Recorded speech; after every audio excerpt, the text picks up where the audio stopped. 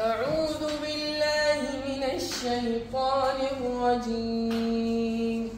بسم الله الرحمن الرحيم. الحمد لله الذي أنزل على عبده الكتاب ولم يجعل له عوجا قيما لينذر بأسا شديدا من لدنه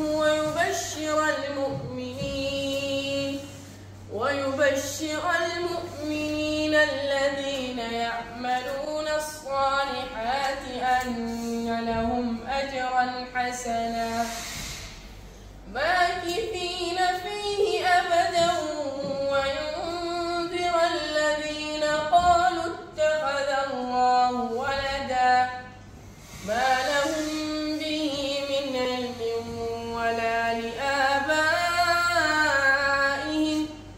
كبرت كلمة تخرج من أفواههم إن يقولون إلا كذبا صدق الله العظيم.